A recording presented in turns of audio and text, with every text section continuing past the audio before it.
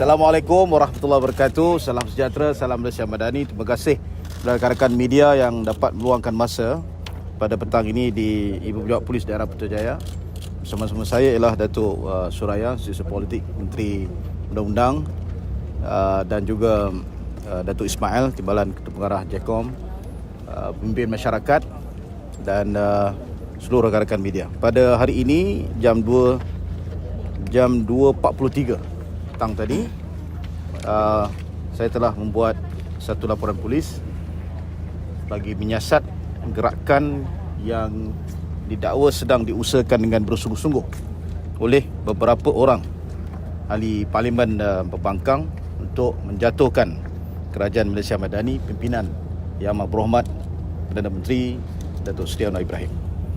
Pendedahan telah dibuat oleh seorang penulis blog yang dikenali sebagai Raja Petra Kamarudin yang mendakwa terdapat gerakan bersungguh-sungguh beberapa ahli Parlimen Pembangkang untuk menggulingkan kerajaan.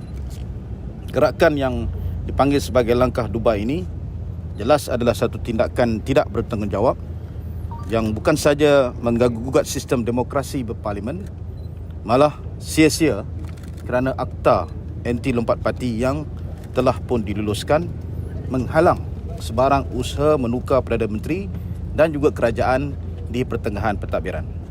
Saya yakin gerakan ini telah dimulakan oleh beberapa orang ahli parlimen termasuk pimpinan pembangkang yang tidak bertanggungjawab. Tindakan mereka hakikatnya boleh memudaratkan demokrasi berparlimen, menimbulkan keresahan dan mencetuskan ketidaktenteraman awam. Cubaan untuk mewujudkan ketidakstabilan politik yang boleh mengancam keselamatan negara mesti digagalkan. Justru saya telah meminta pihak yang mempunyai wewenang, khususnya pihak polis di Raja Malaysia, untuk menyiasat gerakan ini yang sangat jelas bertentangan dengan Seksyen 124B dan Seksyen 124C Kanun Kesihatan. Makanya pada warga yang masih lagi berdegil, sayugia diingatkan undang-undang sedia ada mesti digunakan bagi menghukum mereka. Dan untuk makluman rakan-rakan media juga, pada hari ini ada gerakan polis, laporan polis ini telah pun dibuat di 12 negeri, ya. Di Johor, di Balai Polis Muar dan Balai Polis Mersing, di Melaka, di IPD Melaka Tengah, di Negeri Sembilan, di Balai Polis Seremban 2, di Selangor di IPD Shah Alam, wilayah IPD Ceras, Perak di IPD Ipoh dan juga Balai Polis Hutan Melintang, di Pulau Pinang IPD Bandar Perda Bukit Bertajam, di Kedah Balai Polis Sik, di Perlis IPD Kanga, di Pahang di Balai Polis Kuantan dan Balai Polis Besrah, di Sabah di Balai Polis Tawau, Balai Polis Kota Kinabalu dan Balai Polis Kota Marudu, dan di Sarawak di Balai Polis Gita. Dan saya yakin akan banyak lagi laporan yang dibuat untuk memberi ruang kepada pasukan polis memulakan siasatan, kerana kita mesti tamatkan cakap-cakap dan cerita-cerita untuk menukar Perdana Menteri dan juga menggulingkan kerajaan pada ketika ini. Terima kasih. Datuk Seri ada sebut nama pembangkang yang didakwa menggerakkan langkah Dubai. Datuk Seri dedahkan laporan polis nama-nama tersebut? Saya tidak dedahkan dalam laporan polis, namun saya percaya dalam siasatan memberi keterangan nanti pasti soalan-soalan ini akan ditanya, dan biarlah pihak polis menyiasat perkara ini. Datuk Seri, ada pihak pembangkang mengatakan bahawa kerajaan hari ini sepatutnya tak perlu panik lah, sebab Perdana Menteri masa jadi pembangkang pun membuat langkah yang sama. Mungkin Datuk Seri boleh ulas sikit. Ya, sebab itu saya nyatakan tadi bahawa kita mempunyai akta anti lompat parti, ya. Akta anti lompat parti ini digubal untuk menghalang tindakan-tindakan seperti mana yang telah rakyat Malaysia saksikan. Berlaku perubahan Perdana Menteri beberapa kali. Dan penamatnya apabila kita menggubal undang-undang ini dan melaksanakannya.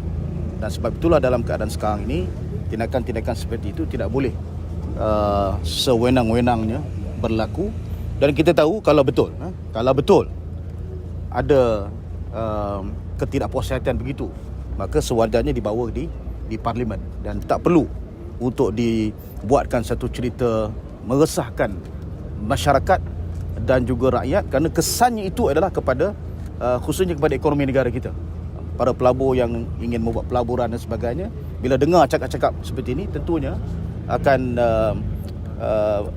was-was dan tidak yakin dengan apa yang telah pun dijanjikan oleh PMX. Jadi saya fikir kita mesti tamatkan perkara ini. Datuk, semalam Datuk Sanusi ada kata dakwaan sudah cukup akuan sumpah SD itu, bagaimana pula mengenai reaksi Datuk tentang untuk tumbangkan kerajaan itu? Ya, sebab tu saya tegaskan pada hari ini, kita ingin membuat laporan ini supaya pihak polis menyiasat.